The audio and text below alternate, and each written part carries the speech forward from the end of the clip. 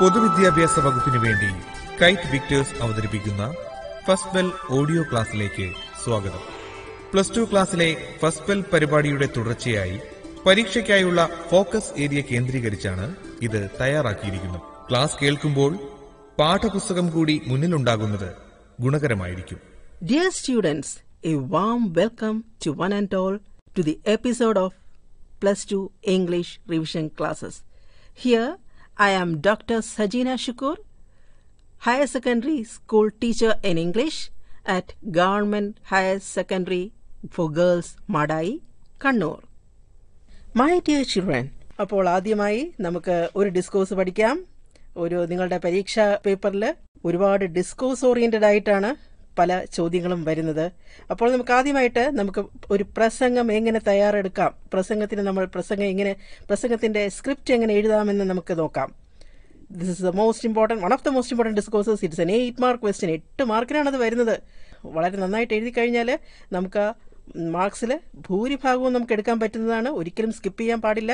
Shall we examine the format of A speech? ഒരു speech എങ്ങനെയാണ് എഴുതേണ്ടതെന്ന് നമുക്ക് നോക്കാം.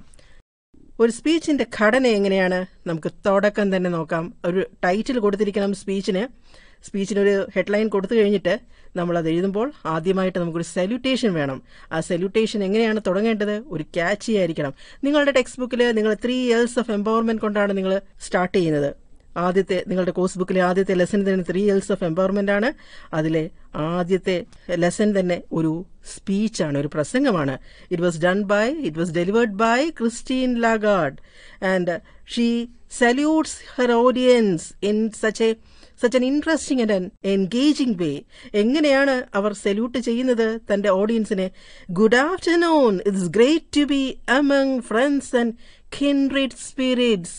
അവർ പറയുകയാണ്, ഗുഡ് ആഫ്റ്റർനൂൺ, എനിക്ക് വളരെ സന്തോഷം തോന്നുന്നുണ്ട് സുഹൃത്തുക്കളോടൊപ്പം, എന്നെപ്പോലെ തന്നെ ചിന്തിക്കുന്ന കുറേ നല്ല ആൾക്കാരോടൊപ്പം ഒത്തു നിൽക്കുന്നതിൽ, അവരോടൊപ്പം ആകുന്നതിൽ എനിക്ക് ഒരുപാട് സന്തോഷമുണ്ടെന്നാണ് അവർ പറഞ്ഞുകൊണ്ട് തുടങ്ങുന്നത്. That is the salutation, a way of salutation. അങ്ങനെ she takes the audience into her confidence and declares that she is happy to be in front of them. അങ്ങനെ ഒരു റാപ്പോ അവരുടെ ഓഡിയൻസുമായിട്ട് അവരൊരു റാപ്പോ സ്ഥാപിക്കുകയാണ്. This is essential to catch the attention of the audience. അപ്പോൾ ഒരു speech തുടങ്ങുമ്പോൾ ഒരു ടൈറ്റിൽ കൊടുക്കുക, രണ്ടാമതൊരു സല്യൂട്ടേഷൻ, തന്റെ ഓഡിയൻസിനെ എങ്ങനെയാണോ അഡ്രസ് ചെയ്യേണ്ടത്, അഭിസംബോധന ചെയ്യുന്നത്, അത് വളരെ വളരെ വളരെ പ്രധാനമാണ്. അതോടുകൂടിയാണ് നിങ്ങളുടെ പ്രസംഗത്തിലേക്ക് ആൾക്കാർ ആകർഷിക്കപ്പെടുന്നത്, കാണികൾ അല്ലെങ്കിൽ കേൾവിക്കാർ ആകർഷിക്കപ്പെടുന്നത്. അത് കഴിഞ്ഞാൽ ഒരു ഇൻട്രൊഡക്ഷൻ ഉണ്ടാവണം. ആ ഇൻട്രൊഡക്ഷൻ നമുക്ക് ഇപ്പം നമ്മുടെ പരീക്ഷയ്ക്ക് ചോദ്യം വരുമ്പോൾ ഒരു സ്പീച്ചിന്റെ സ്ക്രിപ്റ്റ് തയ്യാറാക്കണം. ഏത് ടോപ്പിക്കുമാകട്ടെ നമുക്ക് എങ്ങനെ തുടങ്ങാൻ പറ്റും? ഒരുപക്ഷെ നമുക്ക് ഇങ്ങനെ തുടങ്ങാം: respected principal, teachers and my dear friends, I am standing before you to say few words about the much discussed and the most relevant topic എന്ന് പറഞ്ഞിട്ട് ടോപ്പിക്ക് നിങ്ങൾക്ക് എഴുതാം. I sincerely express my gratitude to you for giving me an opportunity to present my ideas on. അത് കഴിഞ്ഞിട്ട് നിങ്ങൾക്ക് topic കൊടുക്കാം. ഇവിടെ Christine ലാഗാർഡിന്റെ സ്പീച്ച് 3 L's ഓഫ് എംപവർമെന്റ് നമുക്ക് പരിശോധിക്കുകയാണെങ്കിൽ അവർ എങ്ങനെയാണത് തുടങ്ങി വെച്ചത്? സല്യൂട്ടേഷൻ കഴിയുമ്പോൾ അവർ പറയുന്നത് ഒരു പ്രോബ്ലം സൊല്യൂഷൻ മെത്തേഡിലൂടെയാണ്. She presents one of the major problems faced by the 21st century, the denial of equal opportunity to women. She analyzes its reasons, impact, and finally she proposes a solution to overcome the issue. She finds the issue as the denial of equal opportunity to women. സ്ത്രീകൾക്ക് തുല്യമായ അവസരം കിട്ടുന്നില്ല, അത് നിഷേധിക്കപ്പെടുന്നു എന്നുള്ള ഒരു പ്രശ്നം അവതരിപ്പിച്ചുകൊണ്ടാണ് പിന്നെ അതിന്റെ കാരണങ്ങൾ, അത് ലോകത്തുണ്ടാക്കുന്ന ഫലങ്ങൾ, അതിന് പിന്നെ എന്ത് പരിഹാരമാണ് ഉണ്ടാവുക, ആ പ്രശ്നത്തിനൊരു പരിഹാരവും നിർദ്ദേശിച്ചുകൊണ്ടാണ് അവരവരുടെ പ്രസംഗം വളരെ ക്രിയാത്മകമായി അവസാനിപ്പിക്കുന്നത്. Here the speaker introduces the problem. എന്താണ് problem? Lack of freedom of expression and denial of equal opportunity to women. Lack of freedom of expression and denial of equal opportunity to women. അത് കഴിഞ്ഞ് she points out the seriousness of the problem. Then she comes with a solution. Then the speaker, here Christine Lagarde, highlights the importance of education. നമ്മൾ 3 L's of empowerment, അത് 3 L'കളെ കുറിച്ച്, അതിലെ 3 L's ഏതൊക്കെയാണെന്ന് അവർ പറയുന്നുണ്ട്. Learning, labour and leadership. സ്ത്രീ ശാക്തീകരിക്കപ്പെടുന്നതിന് ഈ വലിയ സ്ത്രീകൾക്ക് തുല്യാവസരങ്ങൾ കിട്ടുന്നില്ല എന്നുള്ള ആ പ്രശ്നത്തിന് പരിഹാരമായി അവർ നിർദ്ദേശിക്കുന്നത് ലേണിംഗ്, ലേബർ ആൻഡ് ലീഡർഷിപ്പ് എന്നീ 3 കാര്യങ്ങളാണ്. ആ 3 ശക്തമായ 3 പ്രതിവിധികൾ നിർദ്ദേശിച്ചുകൊണ്ട് സ്പീച്ച് എത്തി നിൽക്കുന്നത് ഒരു ഉത്ബോധനത്തോടു കൂടിയാണ്.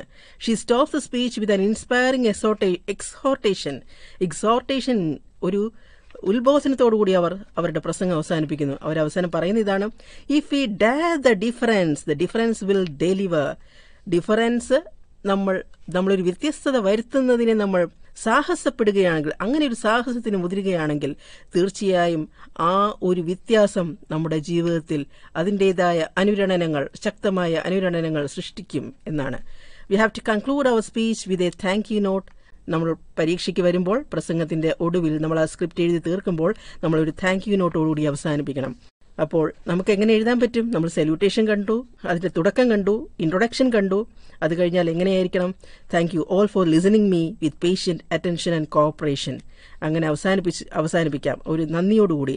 നൗ ഒരിക്കൽ കൂടി സ്പീച്ചിന്റെ സ്ട്രക്ചർ പറയുകയാണെങ്കിൽ, ആദ്യം അതിനൊരു ടൈറ്റിൽ കൊടുക്കണം, ഒരു ക്യാച്ചി സല്യൂട്ടേഷൻ കൊടുക്കണം, ഒരു ഇൻട്രൊഡക്ഷൻ വേണം, then A comprehensive, appropriate, clear and brief content.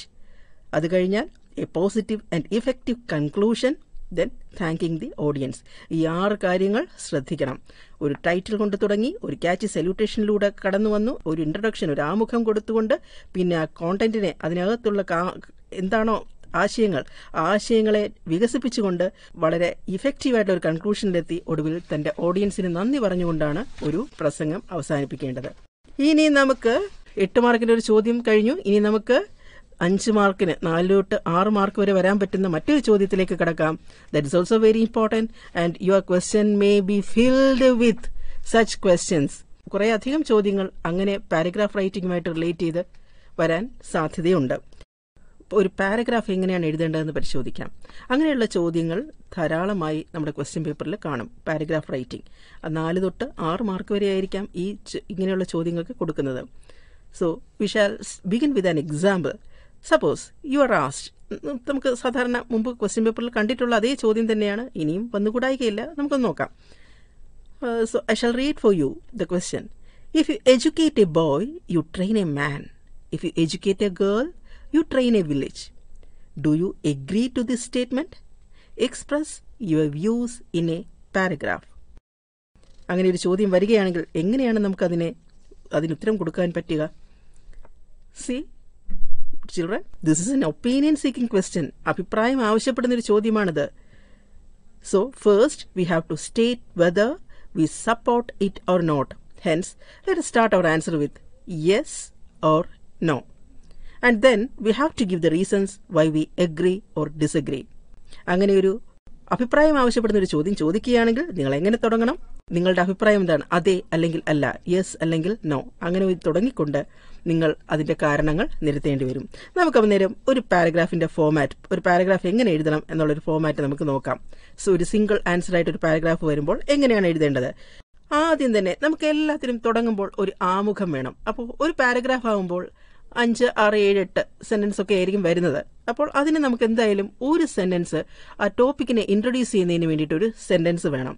അതിന് നമുക്ക് ടോപ്പിക് സെന്റൻസ് അല്ലെങ്കിൽ കീ സെന്റൻസ് എന്ന് വിളിക്കാം.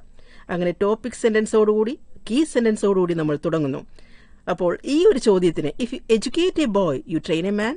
If you educate a girl, you train a village. അങ്ങനെ ഒരു ചോദ്യമാണ് വരുന്നതെങ്കിൽ do you agree to the statement എന്ന് പറഞ്ഞ് തുടങ്ങുമ്പോൾ നമ്മൾ തീർച്ചയായിട്ടും യെസിലേ തുടങ്ങാൻ പറ്റുള്ളൂ. ഗേൾസിനെ ശാക്തീകരിക്കുന്ന, സ്ത്രീകളെ ശാക്തീകരിക്കേണ്ടതിന്റെ ആവശ്യകതയെക്കുറിച്ച് ഊന്നി പറയുന്ന ചോദ്യമാണ്. തീർച്ചയായിട്ടും നമ്മൾക്ക് സ്ത്രീകളെ ശാക്തീകരിക്കേണ്ടതുണ്ട്. അപ്പോൾ നമ്മുടെ ആൻസർ എങ്ങനെ തുടങ്ങാം? Yes, I agree to the statement. പിന്നെ ഒരു സാമ്പിൾ കീ സെന്റൻസ് പറയാം. Education of a girl child empowers the whole village. ഒരു പെൺകുട്ടിയെ വിദ്യാഭ്യാസം ചെയ്യിപ്പിച്ചാൽ മുഴുവൻ ഗ്രാമത്തെയും ശാക്തീകരിക്കുന്നതിന് തുല്യമാണത് എന്ന് പറഞ്ഞുകൊണ്ട് അങ്ങനെ ഒരു ടോപ്പിക് സെന്റൻസിലൂടെ നമ്മൾ കയറുന്നു, നമ്മുടെ ഉത്തരങ്ങളിലേക്ക് കയറുന്നു. പിന്നീട് we can give supporting details to establish our point of view. നമ്മുടെ വീക്ഷണത്തെ നമുക്ക് സ്ഥാപിക്കുന്നതിന് വേണ്ടിയിട്ട് അതിന് പിന്താങ്ങുന്ന കുറെ കാര്യങ്ങൾ നമുക്ക് ചേർക്കാം. ഇങ്ങനെ ഒരു ചോദ്യത്തിലാണെങ്കിൽ നമുക്ക് ചേർക്കാം: education helps woman to get financial stability, moulds their personality, develops different skills including decision making skills, makes them aware of health, nutrition, sanitation, rights, privileges, responsibilities. ഒടുവിൽ നമ്മൾ ആ പാരഗ്രാഫ് അവസാനിക്കുമ്പോൾ എന്തിനും ഒരു ഇൻട്രൊഡക്ഷനും വേണം. ഇൻട്രൊഡക്ഷൻ ഉണ്ടെങ്കിൽ പിന്നെ എന്താ വേണ്ടത്? കൺക്ലൂഷൻ മസ്റ്റ് ആണ്, കമ്പൽസറി ആണ്. അപ്പോൾ നമ്മുടെ കൺക്ലൂഷൻ എങ്ങനെയായിരിക്കണം? Conclude with a sentence summarising the whole idea. ആ മുഴുവൻ ആശയം വരുന്നത് നമ്മൾ ഇൻട്രൊഡക്ഷനിൽ ഒരു സെന്റൻസ് കൊണ്ട് മാത്രം നമ്മൾ എങ്ങനെ ഇൻട്രൊഡ്യൂസ് ചെയ്തോ അതേപോലെ തന്നെ ഒരൊറ്റ സെന്റൻസ് കൊണ്ട് നമുക്ക് കൺക്ലൂഡ് ചെയ്യാനും അതിനെ അവസാനിപ്പിക്കാനും പറ്റണം. അപ്പോൾ നമുക്കൊരു എക്സാമ്പിൾ നോക്കാം. ഈ ഒരു ചോദ്യത്തിന് എങ്ങനെ കൊടുക്കാം? Educated woman can take the lead in nation building. ഇപ്പോൾ നിങ്ങൾ കേട്ടുകൊണ്ടിരിക്കുന്നത് കൈറ്റ് വിക്ടേഴ്സ് തയ്യാറാക്കിയ ഫസ്റ്റ് ബെൽ ഫോക്കസ് ഏരിയയെ അധികരിച്ചുള്ള ഓഡിയോ ക്ലാസ്. അപ്പോൾ പാരഗ്രാഫ് റൈറ്റിംഗ് നമ്മൾ കഴിഞ്ഞു. നമ്മൾ പഠിച്ചു പാരഗ്രാഫ് എങ്ങനെയാണ് എഴുതേണ്ടതെന്ന്. നമുക്കിനിയും ഒരു കവിത ആസ്വദിച്ചാലോ? നമ്മുടെ ഫോക്കസ് ഏരിയയിൽ 2 കവിതകളാണ് നമുക്ക് പഠിക്കാനുള്ളത്. ഒന്ന് എനി വുമൺ, രണ്ടാമത്തത് റൈസ്. നമുക്ക് എനി വുമണിനെ കുറിച്ച്, എനി വുമൺ എങ്ങനെയാണ് ക്രിയാത്മകമായി അപ്രീഷിയേറ്റ് ചെയ്യാൻ പറ്റുന്നത്, അത് ആസ്വദിക്കാൻ പറ്റുന്നതെന്ന് നമുക്ക് നോക്കാം. നമ്മുടെ ചോദ്യപേപ്പറിലെ 8 മാർക്കിന്റെ വളരെ പ്രധാനപ്പെട്ട ഒരു ചോദ്യമാണ്. ഇങ്ങനെ ഒരു ചോദ്യമില്ലാതെ നമ്മുടെ ചോദ്യപേപ്പർ വരില്ല. So we can see how this type of questions can be answered. Shall we? Okay, ശരി.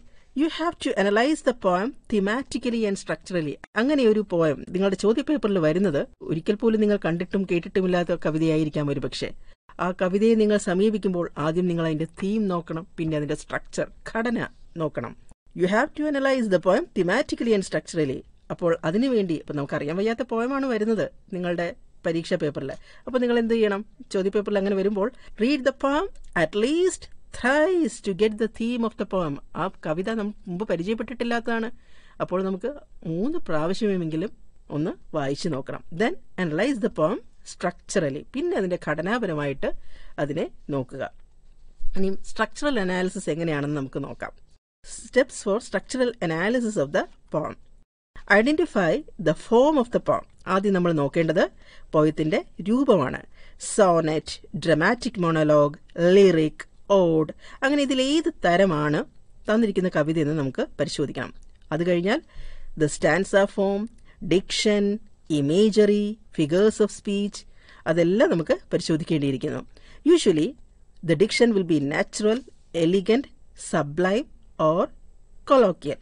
After that, next step is images should be examined and identify whether they are concrete, sensuous, symbolic, auditory, visual, etc. Next step, we have to identify the rhyme scheme.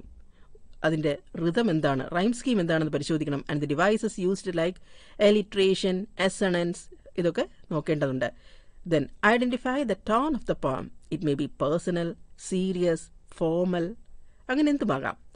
Then you have to give your observations on the structural unity and final judgment of the poem.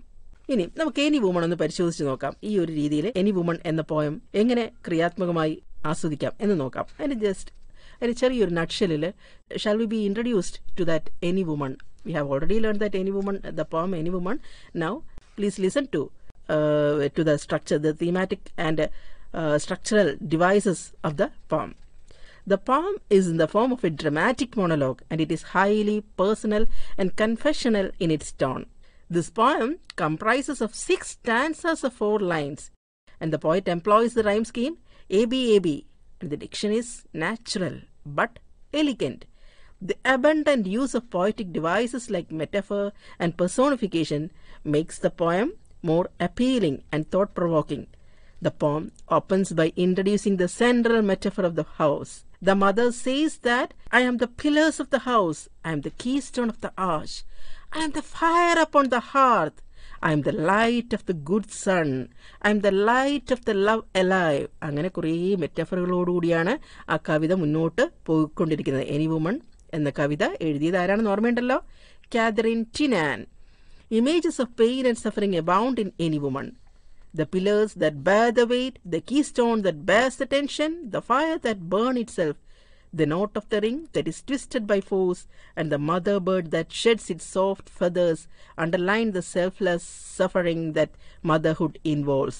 അങ്ങനെ ഒരു അമ്മ എങ്ങനെയാണോ കുടുംബത്തിന് വിളക്കായി മാറുന്നത്, അല്ലെങ്കിൽ താങ്ങായി മാറുന്നത്, അല്ലെങ്കിൽ തണലായി മാറുന്നത്, തൻ്റെ മക്കളെ എങ്ങനെയാണ് വളർത്തുന്നത്, തൻ്റെ മക്കൾക്ക് വേണ്ടി സർവവും ത്യജിക്കുന്നത് എങ്ങനെയാണ്, അതെല്ലാം വളരെ നല്ല മെറ്റാഫറുകളിലൂടെ, വളരെ കാമ്പുള്ള, വളരെ ഹൃദയസ്പർശിയായ കുറെ ഇമേജുകളിലൂടെ അവതരിപ്പിക്കുകയാണ് കാതറിൻ ടിനാൻ. അപ്പോൾ അതെല്ലാം അതിന്റെ തീം നമ്മൾ മനസ്സിലാക്കി കഴിഞ്ഞു. ഒരു അമ്മയുടെ അവസ്ഥകളെ കുറിച്ചാണ്. The theme of the poem is the selfless love and sacrifice on the part of women to hold her family together. തന്റെ കുടുംബത്തെ മുഴുവൻ ഒന്നിച്ചു നിർത്തുന്നതിന് ഒരു സ്ത്രീ എത്രത്തോളം നിസ്വാർത്ഥമായും ആത്മാർത്ഥമായും എല്ലാം ത്യജിക്കുന്നു എന്നതിന്റെ ഒരു ദീപ്തമായ ബിംബമാണ് ആ കവിതയിലൂടെ കാതറിൻ ടിനാൻ പറഞ്ഞു വെക്കുന്നത്. അപ്പോൾ അതിന്റെ തീം നമ്മൾ തുടങ്ങിക്കൊണ്ട് ആ തീമിന് ശേഷം ഘടനയെക്കുറിച്ചും എല്ലാം വിശദമായി സംസാരിക്കേണ്ടതുണ്ട്, വിശദമായി നമ്മൾ എഴുതേണ്ടതുണ്ട്. നമ്മുടെ ചോദ്യപേപ്പറിൽ, നമ്മുടെ ഉത്തരക്കടലാസിൽ നമ്മൾ എഴുതേണ്ടതുണ്ട്. അത് കഴിഞ്ഞാൽ നമുക്ക് ആ കവിത വായിച്ചു കഴിയുമ്പോൾ നമുക്ക് വേറെ ഏതെങ്കിലും കവിതയുമായിട്ട് നമുക്ക് അതിനൊരു സാമ്യം തോന്നുകയാണെങ്കിൽ തീർച്ചയായിട്ടും അതിന്റെ റെഫറൻസും നമുക്ക് കൊടുക്കാം. ഇവിടെ ഈ പറഞ്ഞ എനി വുമൺ എന്നുള്ള കവിത, it has a close connection with that of Nissim Ezekiel's poem night of the scorpion that also ends with a prayer, thank God it spared my children. Scorpion തന്റെ മക്കളെ, ആ തേള് തന്റെ കുഞ്ഞുങ്ങളെ സ്പെയർ ചെയ്തല്ലോ, ഒഴിവാക്കിയല്ലോ എന്നുള്ള നന്ദി സൂചകമായ പ്രാർത്ഥനയോടുകൂടിയാണ് നിസീം ഇസീക്കിയലിന്റെ നൈറ്റ് ഓഫ് ദി സ്കോർപ്പിയോണിൽ അമ്മ അവസാനിപ്പിക്കുന്നത്. അതേപോലെ തന്നെ എനി വുമണിലും നമുക്ക് കാണാൻ പറ്റും. The poem ends with the prayer, thou whom a woman laid in a manger, take me not till the children grow. എന്റെ കുഞ്ഞുങ്ങൾ വളർന്ന് വലുതാവുന്നിടത്തോളം എനിക്ക് നീ ജീവനിടണേ, എന്നെ നീ എടുത്തേക്കരുതേ, എന്നെ നിന്നിലേക്ക് വിളിക്കരുതേ എന്നുള്ള വളരെ ശക്തമായ താണു കേണുള്ള ഒരു പ്രാർത്ഥനയോടുകൂടിയാണ് ആ അമ്മ തന്റെ പ്രസ്താവനകൾ, കുടുംബത്തിന് തന്റെ സ്ഥാനം മനസ്സിലാക്കിക്കൊണ്ടുള്ള പ്രസ്താവനകൾ അവസാനിപ്പിക്കുന്നത്. എനി വുമന്റെ ക്രിട്ടിക്കൽ അപ്രീഷിയേഷൻ നമുക്ക് എങ്ങനെ അവസാനിപ്പിക്കാൻ പറ്റും? Even though the poem begins with an assertion, it ends with a passionate prayer. It presents the sacrifices each and every woman undergo in order to nurture their children and sustain their family. അങ്ങനെ ഇത് ഒരു ചെറിയൊരു നട്ഷലില് any വുമന്റെ ഒരു critical appreciation നിങ്ങൾ കേട്ടിരിക്കുകയാണ്. അത് കേട്ടുവല്ലോ, അത് മനസ്സിലാക്കിയല്ലോ. ഇതുപോലെ തന്നെയായിരിക്കണം ഒരു ക്രിട്ടിക്കൽ അപ്രീഷിയേഷൻ, അതിന്റെ thematic analysis, structural analysis, finally ഒരു conclusion. Introduction, thematic analysis, structural analysis, then intertextuality. മറ്റേതെങ്കിലും നിങ്ങൾ വായിച്ചിട്ടുള്ള ഒരു കവിതയുമായിട്ട് നിങ്ങൾക്ക് സാമ്യം തോന്നുന്നുണ്ടെങ്കിൽ അതും എഴുതിക്കൊണ്ട് അവസാനം നിങ്ങൾക്ക് ഒരു കൺക്ലൂഷനിൽ വന്നെത്താം. അങ്ങനെയാകുമ്പോൾ നിങ്ങളുടെ ആൻസർ വളരെ ഭദ്രമായി, വളരെ വ്യക്തമായി, ശക്തമായി, കൃത്യമായി നിങ്ങൾക്ക് ആ 8 മാർക്കിലെ ഏറിയ മാർക്കും നിങ്ങൾക്ക് കിട്ടുന്നതാണ്. ഇനി വുമൺ കഴിഞ്ഞാൽ നമ്മൾ മറ്റൊരു കഥ പഠിച്ചിട്ടുണ്ട്. ഏതാണ് ആ കഥ?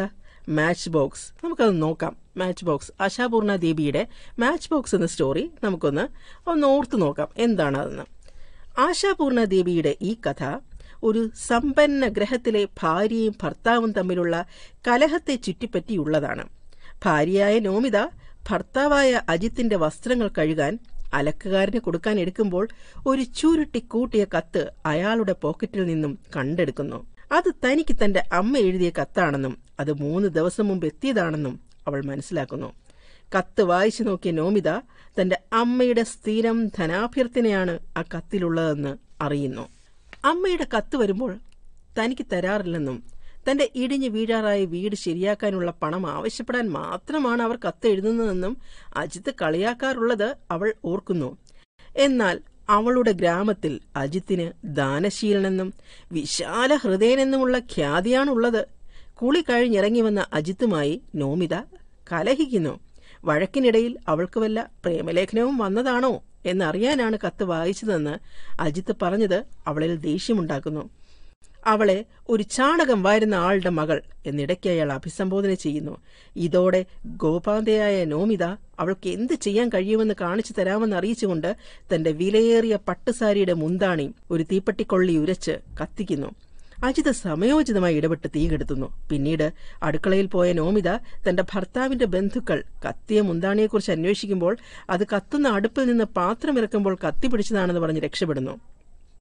ആശാപൂർണ ദേവി കഥ തുടങ്ങുന്നതും അവസാനിപ്പിക്കുന്നതും സ്ത്രീകളെ തീപ്പെട്ടിക്കൂടിനോട് ഉപമിച്ചുകൊണ്ടാണ്. ഒരു 100 ലങ്കകൾ ദഹിപ്പിക്കാനുള്ള കഴിവുള്ള വെടിമരുന്ന് അതിലുണ്ടെങ്കിലും തീപ്പെട്ടിക്കൂട് എവിടെയും സൂക്ഷിക്കാം. അതുപോലെ പുരുഷന്മാരുടെ മുഖമൂടികൾ കത്തിക്കാതെ സ്ത്രീകൾ വളരെ വിനീത വിധേയരായി നിൽക്കുന്നു. അത് പുരുഷന്മാർക്കും അറിയാം. ഇങ്ങനെയാണ് ആശാപൂർണാദേവി, ബംഗാളി നോവലിസ്റ്റായ ജ്ഞാനപീഠ ജേതാവായ ആശാപൂർണാദേവി ആ കഥ പറഞ്ഞ് അവസാനിപ്പിക്കുന്നത്. മാച്ച് ബോക്സ്, തീപ്പെട്ടി എന്ന ആ കഥ പറഞ്ഞ് അവസാനിപ്പിക്കുന്നത്. ഇപ്പോൾ കഥ ഓർമ്മ വന്നിട്ടുണ്ടല്ലോ. ശരിയെങ്കിൽ now we shall move on to another important discourse. നിങ്ങളിപ്പോൾ കേട്ടത് ഒരു വിവരണമാണ് അല്ലേ, ഒരു നറേഷനാണ് നിങ്ങൾ കേട്ടത്. അപ്പോൾ നിങ്ങളുടെ ചോദ്യപേപ്പറിൽ പ്രതീക്ഷിക്കാൻ പറ്റുന്ന മറ്റൊരു ചോദ്യം വിവരണമാണ്. നിങ്ങൾ എങ്ങനെയാണ് ഒരു കാര്യം വിവരിക്കുന്നത്? നിങ്ങളായിട്ടിരിക്കുമ്പോഴും അല്ലെങ്കിൽ നിങ്ങൾ മറ്റൊരാളുടെ കാര്യം പറയുമ്പോഴും നിങ്ങൾ എങ്ങനെയാണ് നറേറ്റ് ചെയ്യുന്നത്, വിവരിക്കുന്നത്? അത് തീർച്ചയായിട്ടും വരുന്നൊരു ചോദ്യമാണ്. First person narration and third person narration. you will get 4 to 6 marks. This question carries 4 to 6 marks. So, shouldn't avoid it. Please read it. Let us look how we can go through such a question, how we can address such a question, how we can answer to such a question. The narration in which the pronoun I is used is the first person narration, and the narration in which the pronoun he or she or they is used is the third person narration. I എന്ന് ഉപയോഗിച്ചാൽ first പേഴ്സണും he അല്ലെങ്കിൽ she അല്ലെങ്കിൽ they എന്നുള്ള pronounce ഉപയോഗിച്ച് കഴിഞ്ഞാൽ third person narrative ആയി മാറും. ഇനി നമ്മളിപ്പോൾ കേട്ട കഥ, മലയാളത്തിൽ നമ്മളിപ്പോൾ ആശാപൂർണാദേവിയുടെ തീപ്പെട്ടി എന്ന കഥ നമ്മൾ കേട്ട് കഴിഞ്ഞു. ഇനി അത് നോമിത എന്ന ആ നായികയുടെ ശബ്ദത്തിൽ അല്ലെങ്കിൽ നായികയുടെ വാക്കുകളിലൂടെ നമുക്ക് ആ കഥയൊന്ന് കേട്ടു നോക്കിയാൽ എങ്ങനെയിരിക്കും? Okay, so how we shall get the story in the first person narration. So let's listen. ഒന്ന് കേട്ടു നോക്കൂ. നോമിത പറയുന്നത് എങ്ങനെയായിരിക്കും? I am Nomida. I was married to a rich man, Ajit. One day, I was about to hand over my husband's dirty clothes to the washerman. I found a crumpled letter from the pocket of Ajit's shirt. I realized that the letter was written by my mother. I knew that the letter reached there 3 days ago. I read the letter. I understood that, as usual, it was my mother's request for money. My mother wanted money to repair her old cracked roof. I recalled that my husband Ajit would always open her letter. അപ്പോൾ ഇങ്ങനെ I എന്ന personal pronoun ഉപയോഗിച്ചുകൊണ്ടാണ് നോമിത തന്റെ കഥ സ്വയം വിവരിക്കുന്നത്. ഇനി നമുക്ക് ഇത് ഫസ്റ്റ് പേഴ്സൺ നറേഷനാണ് നമ്മൾ കണ്ടു കഴിഞ്ഞു. How can we change it into a third person narration? I told you already that this I, the pronoun I, should be converted into the third person, he or she. We have found that this is Nomida. Nomida is she, not he. Nomida എന്ന് പറയുമ്പോൾ നോമിതയ്ക്ക് പകരം നമ്മൾ ഉപയോഗിക്കാൻ പറ്റുന്ന pronoun she ആണ്.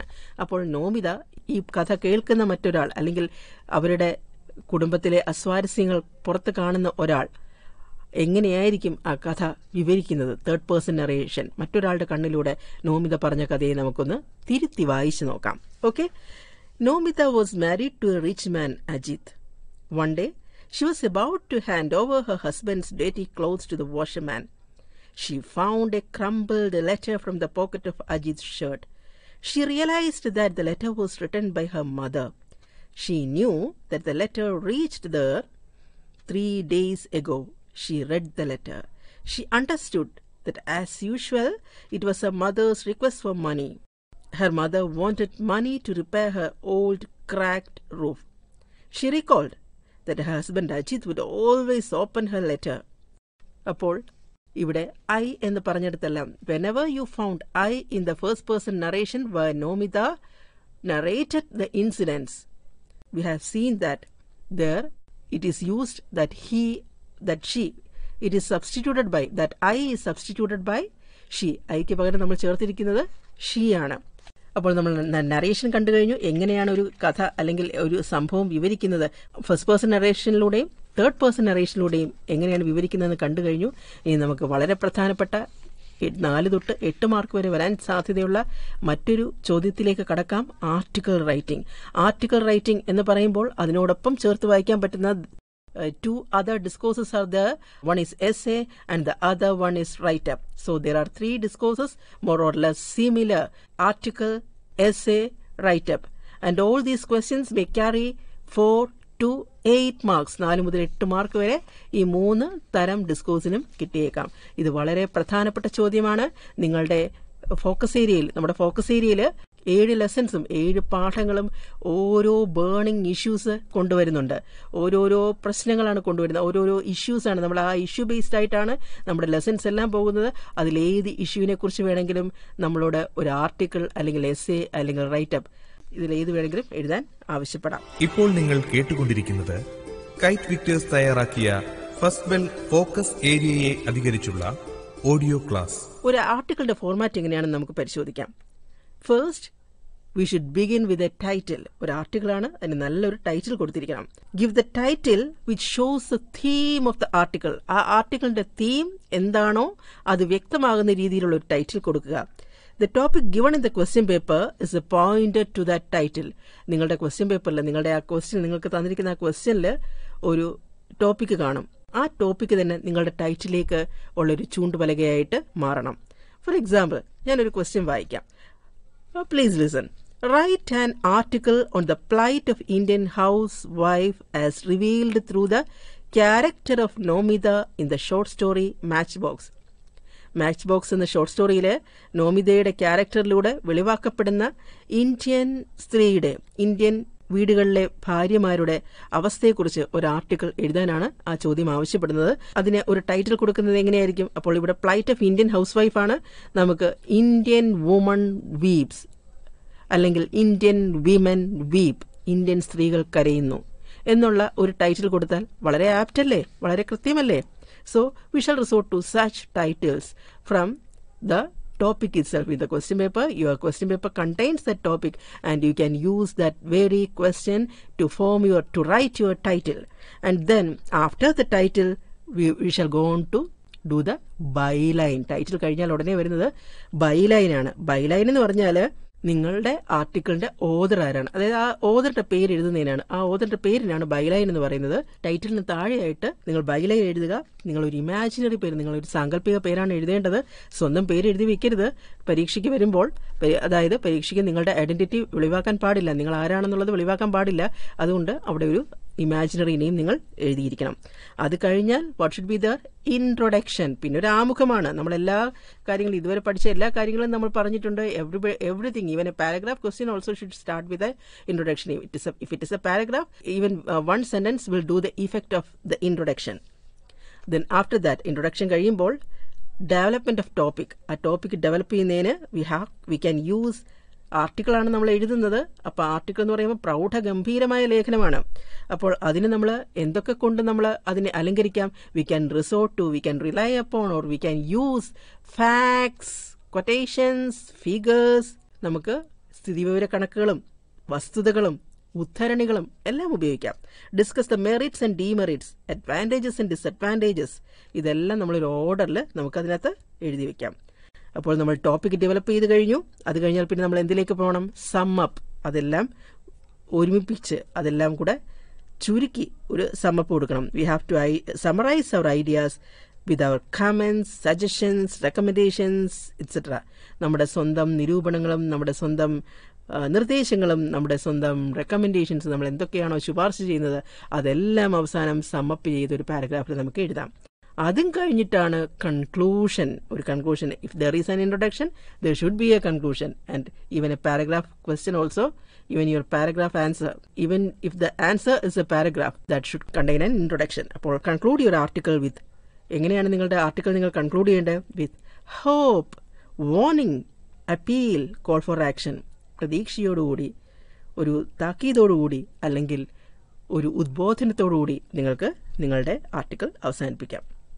ഇനിയും നേരത്തെ പറഞ്ഞു വെച്ചതുപോലെ ആർട്ടിക്കിളും എസ്സേയും റൈറ്റപ്പും ഇത് മൂന്നും ഏകദേശം ഒന്നാണെന്ന് നമ്മൾ പറഞ്ഞു, നിങ്ങൾ കേട്ടതാണ്. ആർട്ടിക്കിളും എസ്സേയും റൈറ്റപ്പും ഏതാണ്ട് ഒരേ, they are more or less similar in nature, but there are subtle differences among these three. So we shall examine what are the differences among these three. നമുക്കതിൻ്റെ വ്യത്യാസങ്ങളൊന്ന് നോക്കാം. ആർട്ടിക്കിൾ, അതിനൊരു ബൈലൈൻ നിർബന്ധമാണ്. But it's not compulsory for an essay and write-up. In your answer paper, you needn't write the byline, the name of the author in essay and write-up.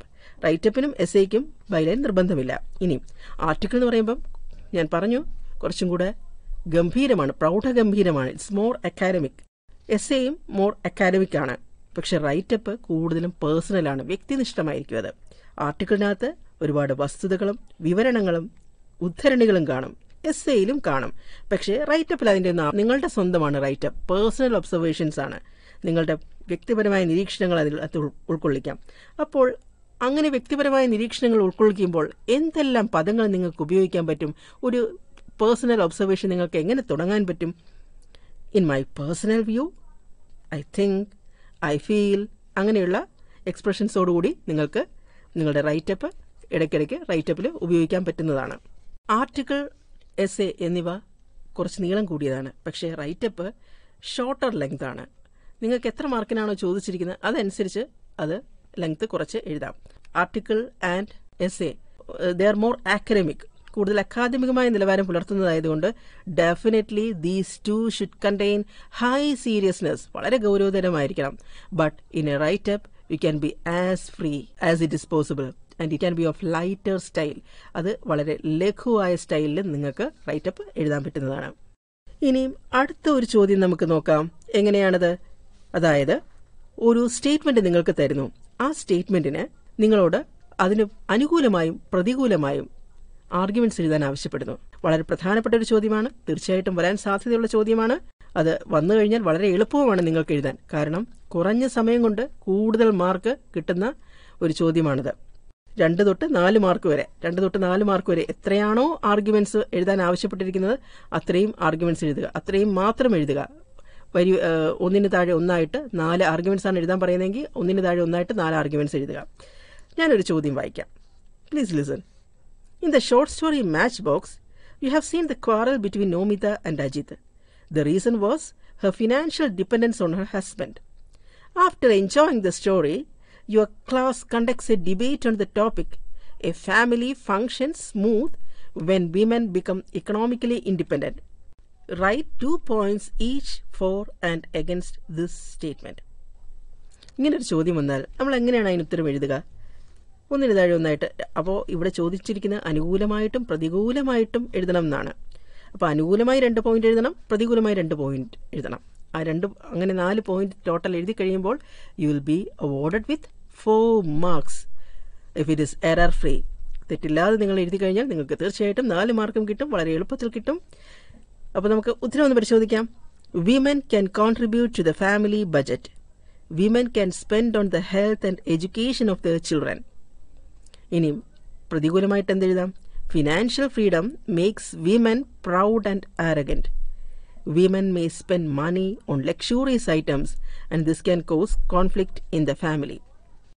Argument എഴുതുമ്പോൾ ശ്രദ്ധിക്കേണ്ട മറ്റൊരു കാര്യമാണ്, it should be precise, brief, clear and crisp. വലിച്ചുവാരി ഒന്നും എഴുതണ്ട, ഒരു paragraph ഒന്നും എഴുതണ്ട, ഒരൊറ്റ സെന്റൻസിൽ നിങ്ങൾക്ക് ഒരു ആർഗ്യുമെന്റ് കൊടുക്കാം.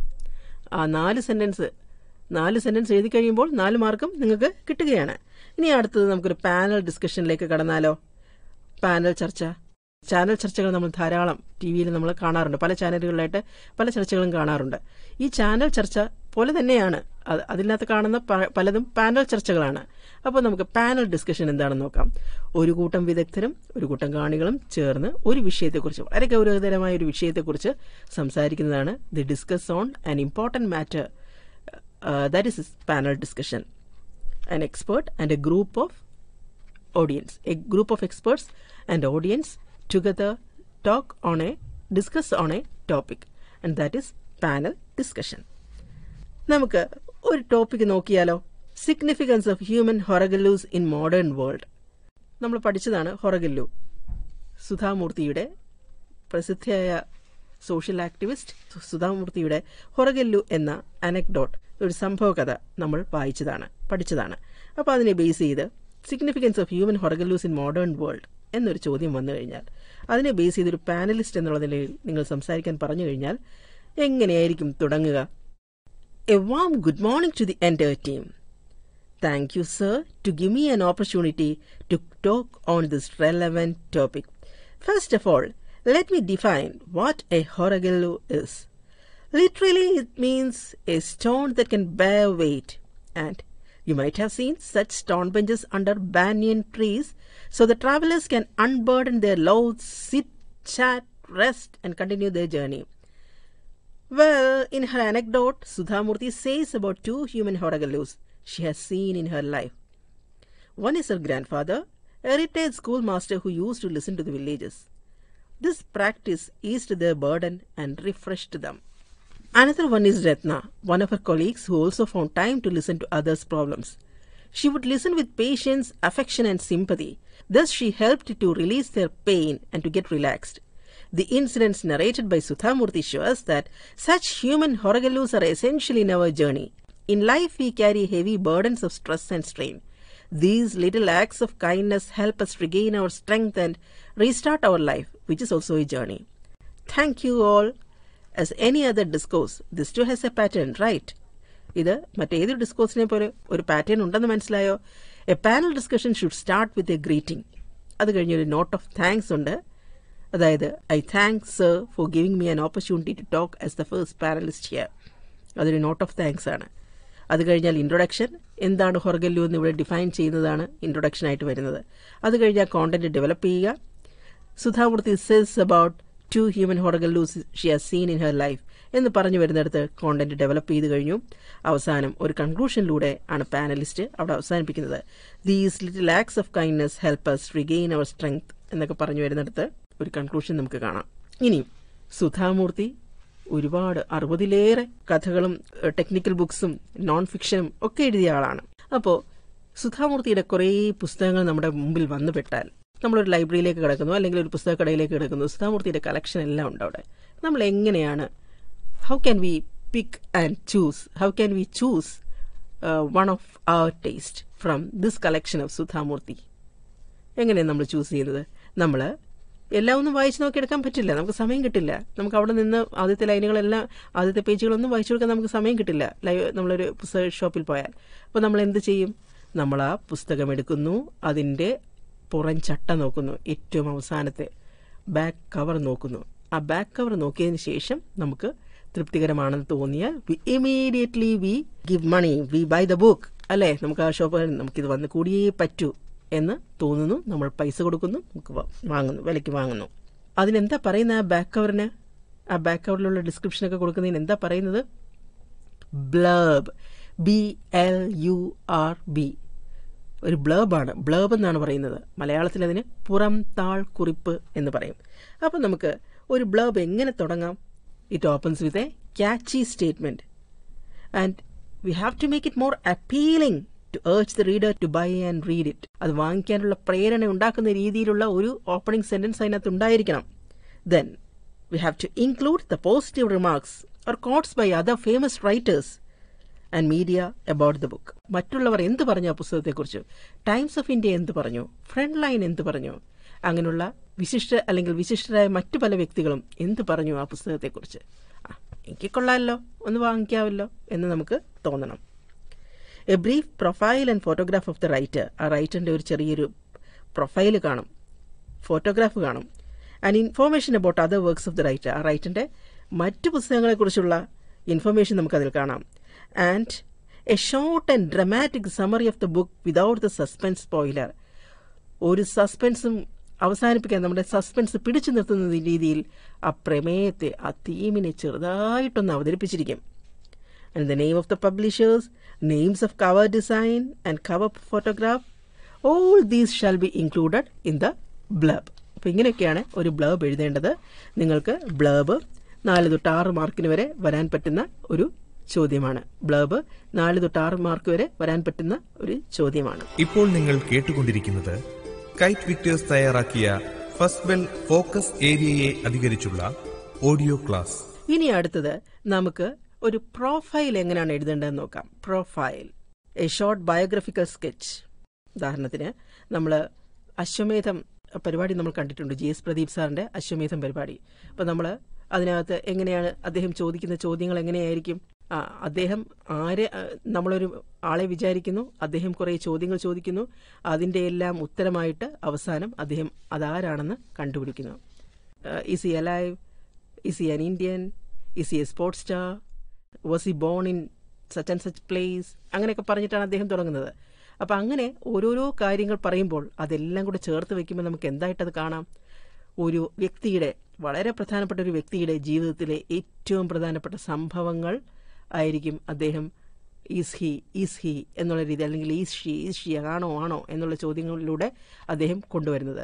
അപ്പോൾ അതെല്ലാം കൂടെ ചേർത്ത് വയ്ക്കുമ്പോൾ നമുക്ക് കിട്ടുന്നത് എന്താണ്? പ്രൊഫൈൽ. അതിനാണ് പ്രൊഫൈൽ എന്ന് പറയുന്നത്. അപ്പോൾ നിങ്ങളുടെ ക്വസ്റ്റ്യൻ പേപ്പറിലെ ഏറ്റവും പ്രധാനപ്പെട്ട ചോദ്യങ്ങളിൽ ഒന്നാണ് ഈ profile writing. We examine the hints and, അതായത് നിങ്ങൾക്ക് കുറച്ച് സൂചനകൾ തരുന്നു, ചെറിയ ചെറിയ സൂചനകൾ തരുന്നു. ആ വ്യക്തി ആരാണെന്ന് പറയും, ആ വ്യക്തി ആരാണെന്ന് പറഞ്ഞിട്ടായിരിക്കും നിങ്ങൾക്ക് കുറേ സൂചനകൾ തരുന്നത്. ആ സൂചനകളെയെല്ലാം വികസിപ്പിച്ചുകൊണ്ട് ഒരു പാരഗ്രാഫ് നിങ്ങൾ എഴുതണം. 5 തൊട്ട് അല്ലെങ്കിൽ 4 തൊട്ട് 6 മാർക്ക് വരെ കിട്ടുന്ന ഒരു ചോദ്യമാണിത്. നമുക്കൊന്ന് പരിശോധിച്ച് നോക്കാം. നമ്മൾ ഒരാളെ, വളരെ സ്ഥിരോത്സാഹിയായ ഒരു ഓണ്ടർപ്രണറിനെ, ഒരു സംരംഭകനെ നമ്മൾ നമ്മുടെ ഫോക്കസ് ഏരിയയിൽ പരിചയപ്പെടുന്നുണ്ട്. ആരാണത്? ഇർഫാൻ ആലം. ഇർഫാൻ ആലത്തെക്കുറിച്ച് ഒരു പ്രൊഫൈൽ എഴുതുന്നതിന് വേണ്ടിയിട്ട് നമുക്ക് കുറച്ച് സൂചനകൾ തന്നാൽ അതെങ്ങനെ ഇരിക്കും? Born in Bihar, joins Harvard University, starts stock trade analysis, founds portfolio management at 13, wins business basikar, world banks innovation awards, Times of India recognizes him one among the top 30 youth icons of India, establishes Zaman foundation 2007. ഈ സൂചനകളിൽ കാണുന്ന പ്രത്യേകത എന്താണ്? വെറും സൂചനകൾ മാത്രമാണ്. Present ടെൻസിലാണ് കൊടുത്തിരിക്കുന്നത്.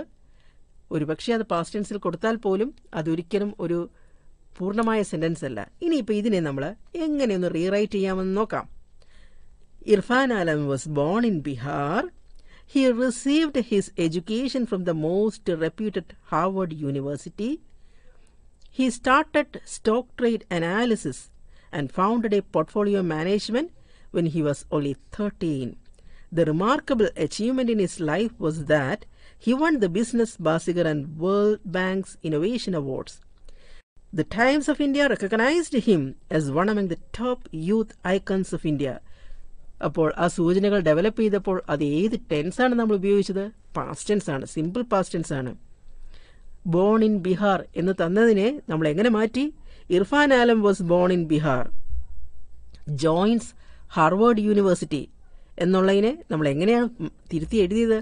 He received his education. He received, RECEIVED, ടെൻസിന്റെ ഫോമാണ്, സിമ്പിൾ പാസ്റ്റ് ടെൻസിന്റെ ഫോമാണ്. അത് ചേർത്താണ് നമ്മൾ എഴുതിയത്. He received his education from the most reputed Harvard University. Start stock trade analysis, അതിനെ നമ്മൾ എങ്ങനെ മാറ്റി? He started stock trade analysis. Started, STARTED. അങ്ങനെ സിമ്പിൾ പാസ്റ്റിലേക്ക് മാറ്റുന്നു. ഓക്കെ, അപ്പോൾ പ്രൊഫൈൽ എഴുതാൻ പഠിച്ചു. അപ്പോൾ പ്രൊഫൈൽ എഴുതാനായിട്ട് അതിന്റെ ഫോർമാറ്റ് എങ്ങനെയാണ്? തുടക്കം ഒരു ടൈറ്റിൽ ഉണ്ടായിരിക്കണം. ആരാണോ? ഇർഫാൻ ആലം, ദി ഗ്രേറ്റ് ഓണ്ടർപ്രണർ, അങ്ങനെ വേണമെങ്കിൽ നമുക്ക് ഈ ടൈറ്റിൽ കൊടുക്കാം. അത് കഴിഞ്ഞാൽ ഹിൻസ് എല്ലാം വളരെ സിമ്പിൾ ആയിട്ടുള്ള സെന്റൻസിൽ നമ്മൾ ഡെവലപ്പ് ചെയ്യുന്നു. അതിന് പ്രിപ്പൊസിഷൻസ് കൊടുക്കാം. കൃത്യമായ പ്രിപ്പൊസിഷൻസ് കൊടുത്തുകൊണ്ടാണ് നമ്മൾ അതിനെ കണക്ട് ചെയ്യുന്നത്. സിമ്പിൾ പാസ്റ്റ് ആണ് ചേർക്കുന്നത്, കാരണം എല്ലാം പാസ്റ്റ് ഇവൻസ് ആണ്. ഒരു ജനറൽ ട്രൂത്ത് പറയുകയാണെങ്കിൽ, അല്ലെങ്കിൽ ഇർഫാൻ ആലം ഈസ് ആൻ ഓണ്ടർപ്രണർ എന്ന് പറയും. വാസ് ആൻ ഓണ്ടർപ്രണർ അല്ല, ഇർഫാൻ ആലം ഈസ് ആൻ ഓണ്ടർപ്രണർ എന്ന് പറയും. ഇർഫാൻ ആലം ഓണ്ടർപ്രണർ, അങ്ങനെ ഒരു ഹിന്റ് തന്നു കഴിഞ്ഞാൽ ഇർഫാൻ ആലം ഈസ് ആൻ ഓണ്ടർപ്രണർ. ബാക്കി പണ്ട് നടന്ന സംഭവങ്ങൾ, ഭൂതകാലത്തിൽ നടന്ന സംഭവങ്ങളെല്ലാം നമ്മൾ പാസ്റ്റ് ടെൻസിലേക്ക് മാറ്റുന്നു. അപ്പോൾ നമ്മൾ ഒരു പ്രൊഫൈൽ എഴുതാൻ പഠിച്ചു കഴിഞ്ഞു. ഇനി നമ്മൾ ഇർഫാൻ ആലത്തിന്റെ ലെസൺ നമ്മൾ എങ്ങനെയാണ് പഠിച്ചത്? അത് എന്ത് തരം ഡിസ്കോഴ്സ് ആയിരുന്നു? അതൊരു ഇന്റർവ്യൂ ആയിരുന്നു. ഒരു ഇന്റർവ്യൂവിന് ഒരു മഹാനായ വ്യക്തി നിങ്ങളുടെ മുന്നിൽ, നിങ്ങൾക്ക് ഒരു മഹാനായ വ്യക്തിയെ ഇന്റർവ്യൂ ചെയ്യാൻ കിട്ടിയാൽ നിങ്ങൾ എന്ത് ചോദ്യങ്ങൾ ചോദിക്കും? എന്ത് പ്രതികരണങ്ങൾ കൊടുക്കും? So dear children, you can surely expect such a question. You are before an honorable, a dignified, a dignitary, an honorable personality. And if such a man, if such personality comes before you, what would be your questions? Write 4 questions and 4 responses to it. Or write 2 questions and write 2 responses to it. 2 തൊട്ട് 4 വരെ ഉള്ള mark കിട്ടാൻ പറ്റുന്ന 2 തൊട്ട് 4 വരെ ചോദ്യങ്ങളും അതിന്റെ പ്രതികരണങ്ങളും എഴുതാനായിരിക്കും ആവശ്യപ്പെടുന്നത്. അതായത് ഈ ക്വസ്റ്റ്യൻ 4 പ്രതികരണങ്ങളും 4 ചോദ്യങ്ങളും 4 പ്രതികരണങ്ങളുമാണ് എഴുതാൻ ആവശ്യപ്പെടുന്നതെങ്കിൽ it will go up to 8 marks. ഇതൊരു 8 മാർക്ക് ക്വസ്റ്റ്യൻ ആയിട്ട് വരും. 4 ചോദ്യങ്ങളും 4 പ്രതികരണങ്ങളുമാണെങ്കിൽ 8 മാർക്ക് സുഖമായി കിട്ടുന്നതാണ്.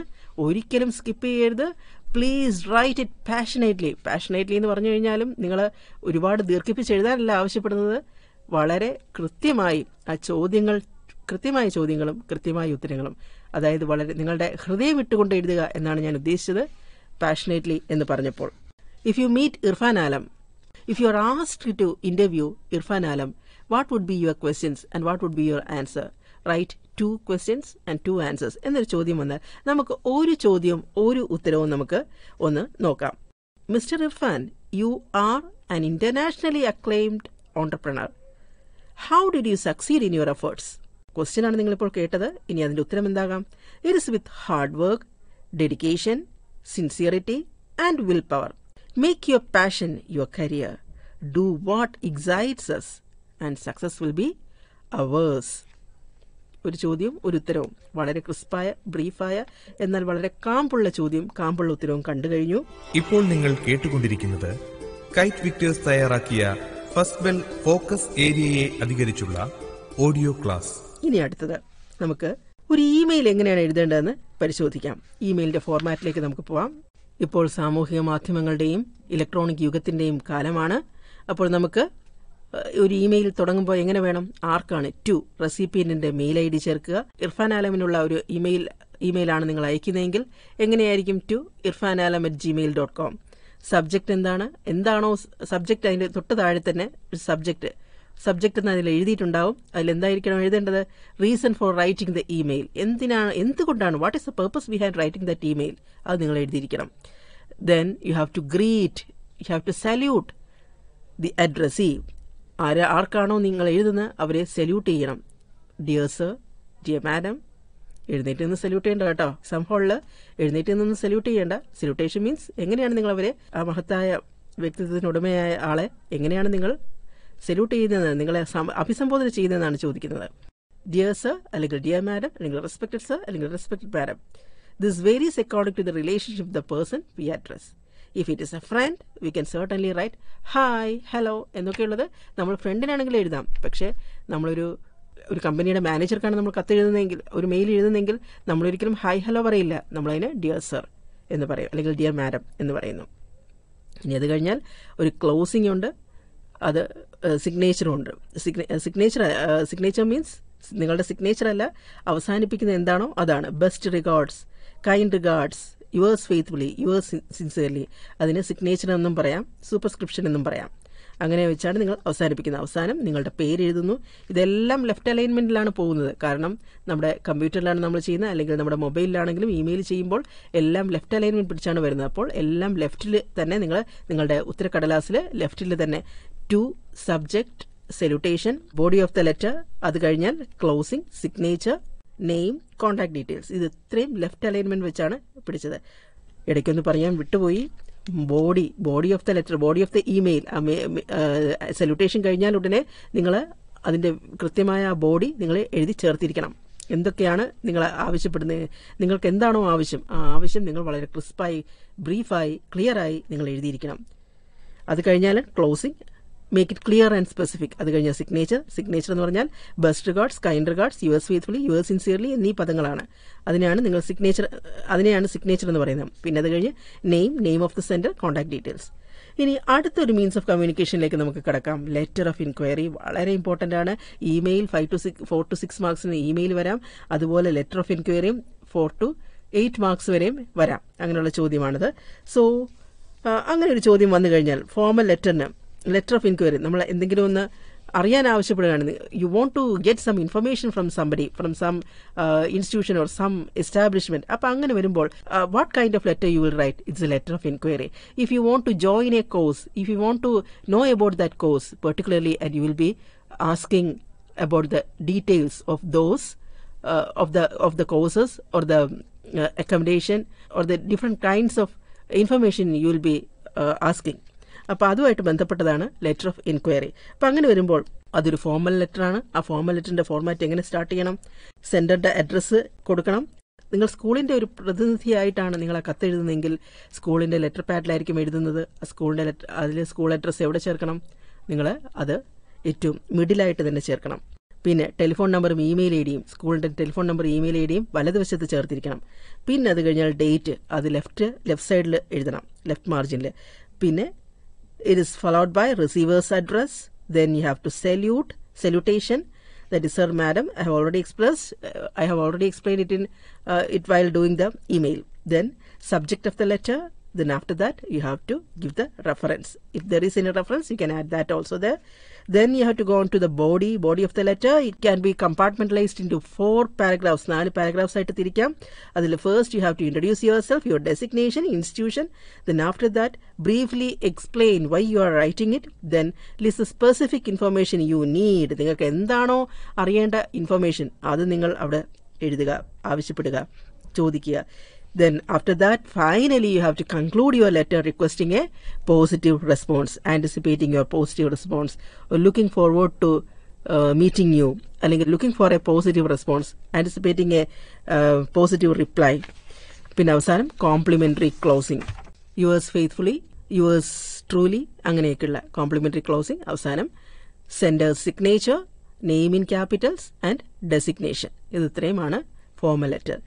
ഇനി നമുക്ക് ലെറ്റർ ടു ദി എഡിറ്റർ പരിശോധിക്കാം. ലെറ്റർ ടു ദി എഡിറ്റർ അത് 5 മാർക്ക് തൊട്ട് 6 മാർക്ക് വരെയും പോകുന്നതാണ്. നിങ്ങളുടെ നേരത്തെ പറഞ്ഞ കൂട്ട് നിങ്ങളുടെ 7 ലെസൺസ് നിങ്ങൾക്കുള്ളതിൽ ആ ലെസൺസിലെല്ലാം ഓരോരോ ഇഷ്യൂ ആണ് നിങ്ങൾ പരിചയപ്പെടുന്നത്.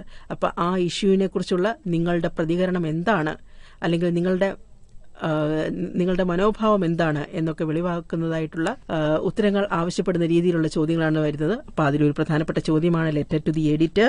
നമുക്കത് നോക്കാം എങ്ങനെയാണ്. ഫോർ എക്സാമ്പിൾ ഒരു ചോദ്യം ഒന്ന് കേട്ട് നോക്കാം അല്ലേ? ഒന്ന് കേട്ടോളൂ. Post COVID-19 Kerala society faces the return of a large number of migrant workers. You think that Irfan Alam's efforts as entrepreneur can be taken as a solution for such problems. You wish to read such success stories in national dailies. Draft a letter to the editor requesting him to give more coverage in such stories. അതിനൊരു ഉത്തരവായിട്ട് എഴുതുമ്പോൾ ഇതേ ഒരു format തന്നെയാണ് follow ചെയ്യേണ്ടത്. പക്ഷേ നിങ്ങൾ പേഴ്സണലായിട്ടാണ് നിങ്ങൾ letter എഴുതുന്നത്. അപ്പോൾ നിങ്ങളുടെ അഡ്രസ്സ് എവിടെ ചേർക്കണം? ലെഫ്റ്റ് സൈഡിലാണ്. Sender's address left side, left മാർജിനിൽ ചേർക്കണം. അത് കഴിഞ്ഞാൽ എന്ത് വേണം? തീയതി വേണം. എന്നാണ് എഴുതുന്നതെന്നുള്ളത് പ്രധാനമാണ്. ലെഫ്റ്റ് മാർജിനിൽ തന്നെ നിങ്ങൾ ഡേറ്റ് എഴുതുക. അത് കഴിഞ്ഞാൽ ടു അഡ്രസ് നിങ്ങൾ എഴുതുന്നത്, അതായത് ആർക്കാണോ എഴുതുന്നത്, ലെറ്റർ ടു ദി എഡിറ്ററാണ്. അപ്പോൾ എന്ത് വേണം?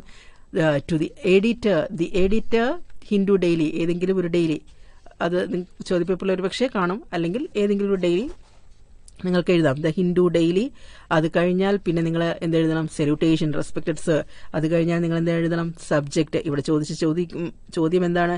ഇർഫാൻ ആലത്തിന്റെ എഫേർട്സ്, ഓൺട്രപ്രണർ എന്നുള്ള നിലയിൽ അദ്ദേഹത്തിന്റെ സംരംഭങ്ങൾ വളരെ വളരെ നല്ലതാണ്, വളരെ ക്രിയാത്മകമായിരിക്കും. ഒരുപാട് മൈഗ്രന്റ് വർക്കേഴ്സ് ഉള്ള ഈ നാട്ടിൽ, ഈ കേരളത്തിൽ ഇപ്പോഴത്തെ അവസ്ഥ മാനിച്ചുകൊണ്ട് അവർ തിരിച്ചു വരുമ്പോൾ നമുക്കെങ്ങനെ അവരെ പുനരധിവസിപ്പിക്കാം? അപ്പോൾ അതിന് ഇർഫാൻ ആലത്തിന്റെ വിജയകഥകളെ പോലുള്ള കഥകൾ കൂടുതലായി നമ്മുടെ പത്രങ്ങളിൽ പരിചയപ്പെടുത്തി കഴിഞ്ഞാൽ തീർച്ചയായിട്ടും അതൊരു പ്രചോദനമായിരിക്കും. Shall be kindling so many lives with motivation and spirit. So അപ്പോൾ അത് എഴുതുമ്പോൾ നമ്മൾ എന്താണ് ശ്രദ്ധിക്കാനുള്ളത്? ഈ ഒരു മാതൃകയിൽ തന്നെ നിങ്ങൾക്ക് എഴുതി പോകാം. എന്നിട്ട് നിങ്ങൾ സബ്ജക്റ്റും റെഫറൻസും കഴിഞ്ഞാൽ, റെഫറൻസ് ഉണ്ടെങ്കിൽ റെഫറൻസ്, അത് കഴിഞ്ഞാൽ പിന്നെ നിങ്ങൾക്ക് അതിന്റെ ആ ബോഡി 2-3 പാരഗ്രാഫ് ഇട്ട് ബ്രേക്കപ്പ് ചെയ്തുകൊണ്ട് നിങ്ങൾക്ക് നിങ്ങളുടെ ഇഷ്യൂ എന്താണോ അതിനെ നിങ്ങൾ പരിചയപ്പെടുത്താം. അത് നിങ്ങളുടെ ആവശ്യം നിങ്ങൾക്ക് ആവശ്യപ്പെടാം. കൂടുതൽ ഇതുപോലെയുള്ള സക്സസ് സ്റ്റോറീസ് പ്രസിദ്ധീകരിക്കണമെന്നാണ് നിങ്ങൾ ആഗ്രഹിക്കുന്നതെന്നുള്ളത് നിങ്ങൾക്ക് അവിടെ പറഞ്ഞു വെക്കാം. അത് കഴിഞ്ഞ് നിങ്ങൾക്ക് സൂപ്പർസ്ക്രിപ്ഷനും എഴുതി യുവേഴ്സ് ഫെയ്ത്ത്ഫുള്ളി, നിങ്ങളുടെ സിഗ്നേച്ചർ, നിങ്ങളുടെ നെയിം ക്യാപിറ്റൽ ലെറ്റേഴ്സിലാണ്. നിങ്ങളുടെ നെയിം എന്ന് പറയുമ്പോൾ don't write your name in your answer sheet, it should be kept confidential. അതുകൊണ്ട് നിങ്ങളുടെ പേരല്ല, you write an imaginary name there. So never write your own name anywhere in your answer sheet, be it article, be it newspaper report, അങ്ങനെ എന്തായാലും letter to the editor അവിടെ എവിടെയായാലും നിങ്ങൾ നിങ്ങളുടെ സ്വന്തം പേര് എഴുതരുത്. അവിടെ ഒരു ഇമാജിനറി നെയിം കൊടുക്കുക, ക്യാപിറ്റൽസിൽ ഇമാജിനറി നെയിം കൊടുക്കുക. അപ്പം അങ്ങനെയാണ് ഒരു ലെറ്റർ ടു ദി എഡിറ്റർ എഴുതി തീർക്കേണ്ടത്. ഇനിയും അടുത്ത മറ്റൊരു ലെറ്റർ വളരെ പ്രധാനപ്പെട്ടതാണ്, 8 മാർക്കിന്റെ ചോദ്യമാണ്. എന്താണത്? Job application letter. നിങ്ങളെല്ലാം പഠിച്ച് മിടുക്കരായിട്ട് വലിയ ഒരു വിദ്യാസമ്പന്നരായി വളരെ ക്വാളിഫൈഡ് ആയിട്ടുള്ള ആൾക്കാരായി മാറിക്കഴിയുമ്പോൾ നിങ്ങൾക്ക് തീർച്ചയായിട്ടും ചെയ്യേണ്ട ഒരു പ്രവൃത്തിയാണത്. നിങ്ങളുടെ ക്വാളിഫിക്കേഷൻ, നിങ്ങളുടെ യോഗ്യതയ്ക്ക് അനുസരിച്ചിട്ടുള്ള ഒരു ജോലിക്ക് വേണ്ടിയിട്ടുള്ള ഒരു പരസ്യം കാണുമ്പോൾ you will definitely attend that, you will definitely apply for that job. Okay, this is my career, this is my golden career, this golden chance എന്ന് പറഞ്ഞുകൊണ്ട് നിങ്ങൾ അതിനെ ജോബ് ആപ്ലിക്കേഷൻ എഴുതും. അപ്പോൾ എങ്ങനെയാണ് ഒരു ആപ്ലിക്കേഷൻ എഴുതുക, അതിൻ്റെ റെസ്യൂമെ എഴുതുക? വേറൊന്നുമില്ല, ഇപ്പോൾ പറഞ്ഞ ലെറ്റർ ടു ദി എഡിറ്ററിൻ്റെ അതേ ഫോർമാറ്റ് തന്നെയാണ്. വളരെ ക്രിസ്പായിരിക്കണം, ബ്രീഫായിരിക്കണം. അതേ ഫോർമാറ്റിൽ തന്നെ നിങ്ങൾക്ക് പോകാം.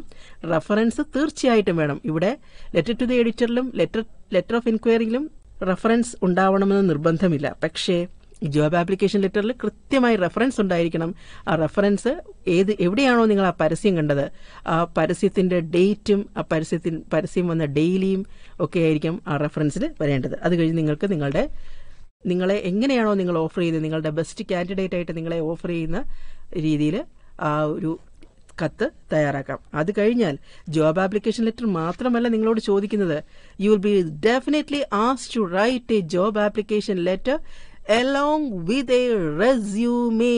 നിങ്ങളുടെ ഒരു ബയോഗ്രഫി, നിങ്ങളുടെ ഒരു ഷോർട്ട് ചരിത്രം തന്നെ, ഒരു ഷോർട്ട് ബയോഗ്രഫിക്കൽ സ്കെച്ച്, നിങ്ങൾ എന്താണോ, നിങ്ങൾ ആരാണോ, നിങ്ങളുടെ അടയാളം എന്താണോ അത് രേഖപ്പെടുത്തുന്ന ഒരു റെസ്യൂമെ നിങ്ങൾ തയ്യാറാക്കി അതും കൂടെ ഇതിനോടൊപ്പം അറ്റാച്ച് ചെയ്ത് വെച്ചിരിക്കണം ഈ കത്തിന് തൊട്ട് പിന്നാലെ ജോബ് ആപ്ലിക്കേഷൻ ലെറ്ററിൽ.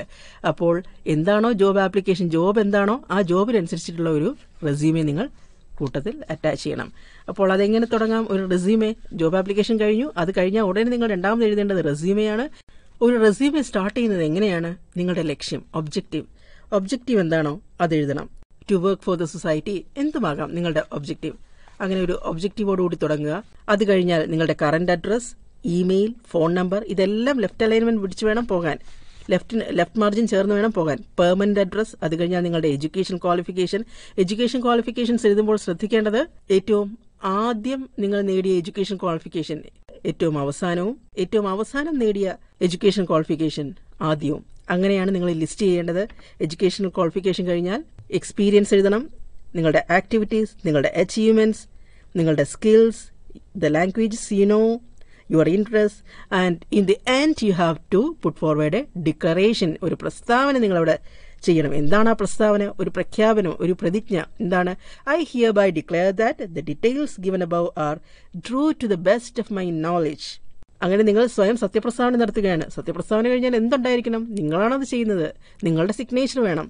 അപ്പോൾ വലതുവശത്ത് നിങ്ങളുടെ സിഗ്നേച്ചറും നിങ്ങളുടെ പേര് ക്യാപിറ്റൽ ലെറ്റേഴ്സിലും എഴുതണം. And before that place and date.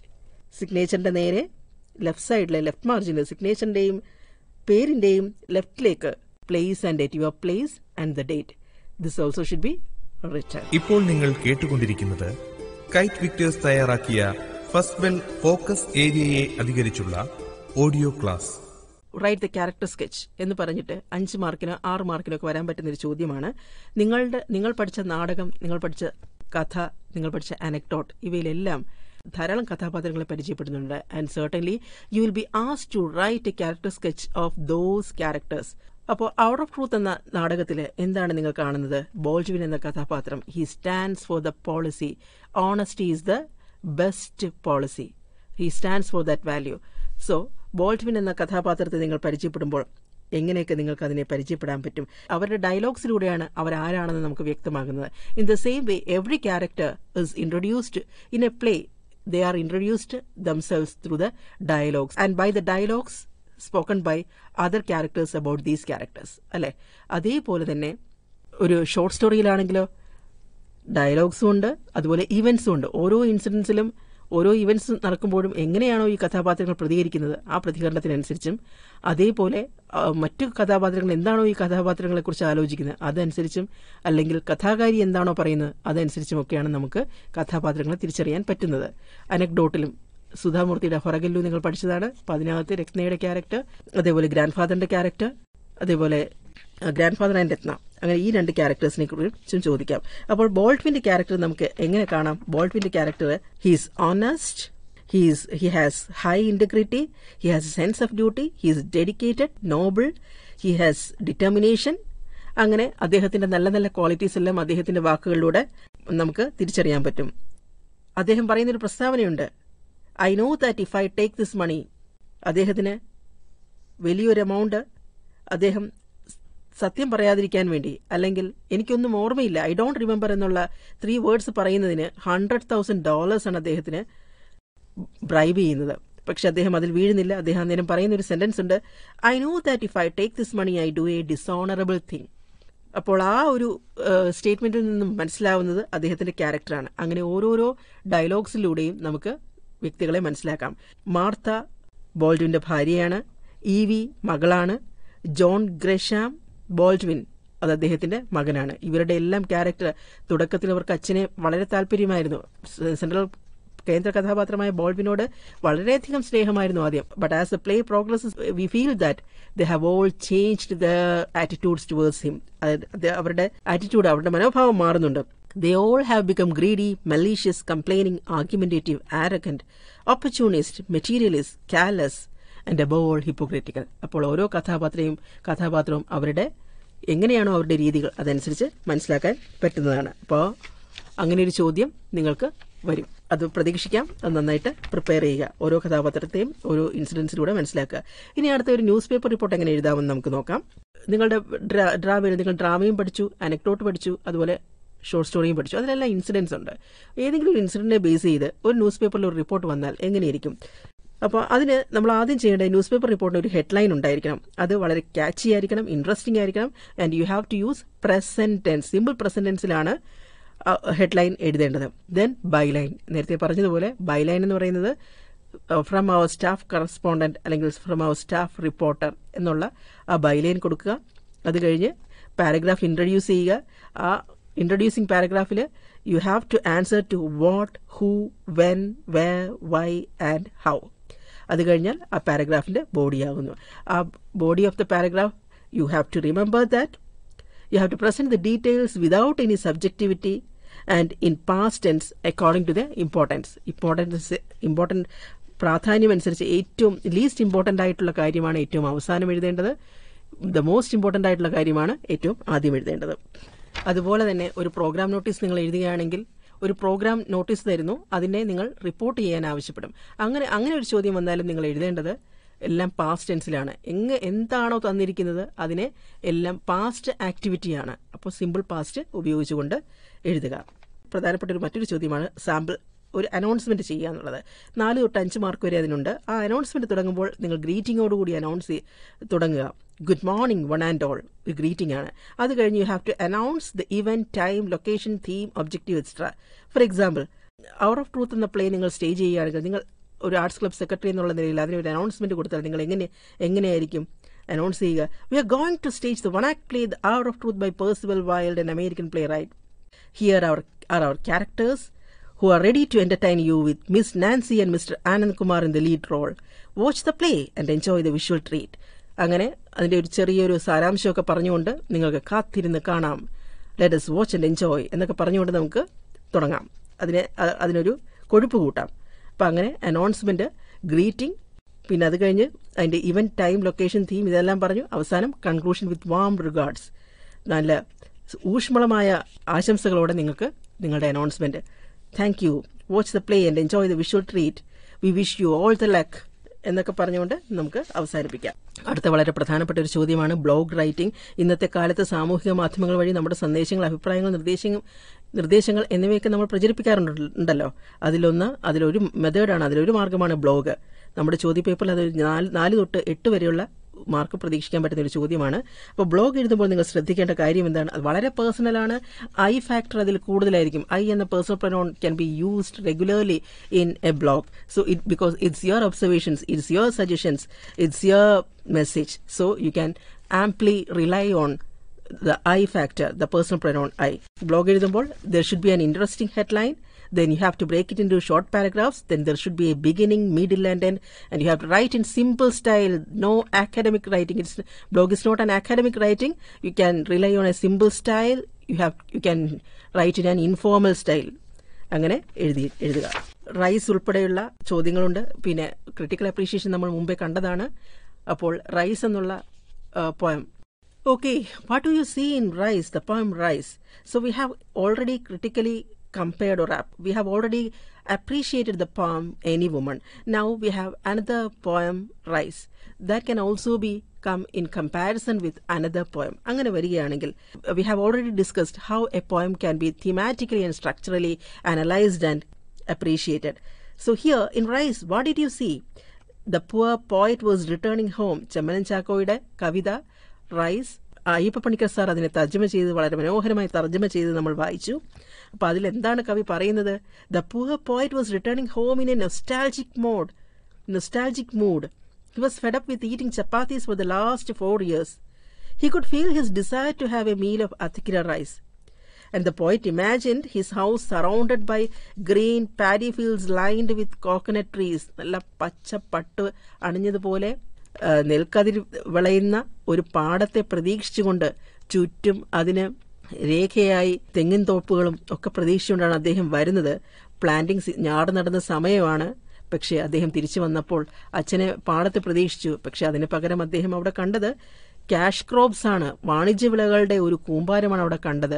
അദ്ദേഹം അത്തിക്കിര റൈസ് കഴിക്കാമല്ലോ എന്നുള്ള പ്രതീക്ഷയോടുകൂടി നാവിൽ വെള്ളമൂടിക്കൊണ്ട് അദ്ദേഹം ട്രെയിനിലിരിക്കുമ്പോൾ ട്രെയിനിനോട് പറയുന്നൊരു സെന്റൻസ് ഉണ്ട്, എന്താ ഇത്ര പതുക്കെ പോകുന്നത് ട്രെയിനെ, തീവണ്ടി ഒന്ന് പെട്ടെന്ന് പായൂ എന്ന് അദ്ദേഹം ആർത്തിയോടുകൂടി പറയുകയാണ്. കാരണം തിരിച്ച് വീട്ടിൽ വരുമ്പോൾ അമ്മ വേവിക്കുന്ന അത്തിക്കര അരിയുടെ ആ ഊറ്റുന്ന അരി വടിക്കുമ്പോഴുണ്ടാകുന്ന ആ കഞ്ഞിവെള്ളത്തിന്റെ മണം അദ്ദേഹത്തിന്റെ മൂക്കിലിങ്ങനെ ഇപ്പോഴും തങ്ങി നിൽക്കുന്നതായിട്ടാണ് അദ്ദേഹത്തിന് തോന്നുന്നത്. അപ്പോൾ അദ്ദേഹം അതിനെ ആലോചിച്ചുകൊണ്ടാണ് വരുന്നത്. അങ്ങനെ ആലോചിച്ച് വരുമ്പോൾ അദ്ദേഹത്തിന് തിരിച്ചു വരുമ്പോൾ അദ്ദേഹത്തിന് കിട്ടുന്ന അദ്ദേഹത്തിന്റെ പ്രതീക്ഷകൾക്കെല്ലാം മങ്ങലേൽപ്പിച്ചുകൊണ്ട് എന്താണ് സംഭവിക്കുന്നത്? അദ്ദേഹത്തിന്റെ അനുജൻ റേഷൻ ഗോതമ്പ് വാങ്ങിക്കുന്ന തിരക്കിലാണ്. അപ്പോൾ കേരളത്തിന്റെ അവസ്ഥ, ഇന്നത്തെ അവസ്ഥ, നെൽപ്പാടങ്ങളെല്ലാം മാറിമറിഞ്ഞുകൊണ്ട് അതിന് പകരം വാണിജ്യ വിളകൾ സമൃദ്ധിയായിട്ടുണ്ടാവുന്നു. നമ്മുടെ ബയോഡൈവേഴ്സിറ്റിയെ തന്നെ തകർക്കുന്ന ആ ഒരു അവസ്ഥയെ, പരിതാപകരമായ അവസ്ഥയാണ് അദ്ദേഹം ആക്ഷേപഹാസ്യത്തിലൂടെ വരച്ചു കാട്ടുന്നത്. അങ്ങനെ ഒരു ചോദ്യം വന്നാലും നേരത്തെ ക്രിട്ടിക്കൽ അപ്രീഷിയേഷൻ എഴുതുന്ന രീതിയിൽ ആ തീമാറ്റിക് സ്ട്രക്ചറൽ അനാലിസിസ് നടത്തുക. രണ്ട് കവിതകൾ തമ്മിൽ കമ്പയർ ചെയ്യാൻ വരുമ്പോൾ ആദ്യത്തെ കവിതയും രണ്ടാമത്തെ കവിതയും അതേ രീതിയിൽ തന്നെ ക്രിട്ടിക്കലി അപ്രീഷിയേറ്റ് ചെയ്യാം. എന്നിട്ട് അവസാനം ഇൻട്രൊഡക്ഷൻ കൊടുക്കുമ്പോഴും കൺക്ലൂഷൻ കൊടുക്കുമ്പോഴും നിങ്ങൾക്ക് രണ്ട് കവിതകളെയും ഒന്ന് താരതമ്യപ്പെടുത്തി വളരെ മനോഹരമായ ഒരു കൺക്ലൂഷനും കൊടുക്കാവുന്നതാണ്. ഇനി അടുത്ത വളരെ പ്രധാനപ്പെട്ട ഒരു ചോദ്യം, നിങ്ങൾക്ക് എല്ലാ ഏഴ് ലെസൺസിൽ നിന്നും 7 പാഠങ്ങളിൽ നിന്നും നിങ്ങൾക്ക് വരാൻ പറ്റുന്ന വളരെ പ്രധാനപ്പെട്ട ചോദ്യമാണ്. ഏതെങ്കിലും ഒരു ഭാഗം you will be given an extract from all these lessons, any of these lessons or all these lessons, and you will be given some questions based on that passage and you have to answer that question. വളരെ പ്രധാനപ്പെട്ടതാണ്. If you are very familiar with the text, read. If you are very familiar with the text, it will be easy for you to answer the questions given. Sometimes the question may be to write the meanings, sometimes about the attitude, about the events, about your responses. അങ്ങനെ എന്തുമാകാം ചോദ്യം. അപ്പോൾ അത് അങ്ങനെയുള്ള ചോദ്യങ്ങളും പ്രതീക്ഷിക്കാം. 5 mark വരെ 2-3 ഉപചോദ്യങ്ങൾ ഉൾപ്പെടുന്ന 5 mark വരെയുള്ള ചോദ്യങ്ങൾ അതിൽ നിന്ന് പ്രതീക്ഷിക്കാം. ഇപ്പോൾ നമ്മൾ 7 ലെസനും, ഫോക്കസ് ഏരിയയിലുള്ള 7 ലെസനും ഏതാണ്ട് എല്ലാ ഡിസ്കോഴ്സുകളും we have already discussed. So I think now you have covered the entire 7 lessons and almost all the discourses. So please pay attention to the features and format of all these discourses and study. നമ്മൾ format അനുസരിച്ച് തന്നെയാണ്, ഫോർമാറ്റും അതിൻ്റെ പ്രത്യേകതകളും എല്ലാം ഓരോ ഡിസ്കോഴ്സിൻ്റെയും ഫോർമാറ്റും ഫീച്ചേഴ്സും എല്ലാം പറഞ്ഞു കഴിഞ്ഞു. And if there is any doubt, you can ask your teachers. Your teachers shall be helping you. Think children, the whole government machinery, your parents, elders, teachers and general public, everybody is concerned about you. That is why we are preparing you for your next turning point in your life through these classes. We are particular that you should not lose a year. So we all warmly wish you great success in your coming examination. Wish you good luck. ഇപ്പോൾ നിങ്ങൾ കേട്ടത് focus ഏരിയയെ അധികരിച്ചുള്ള KITE Victers തയ്യാറാക്കിയ first bell audio class.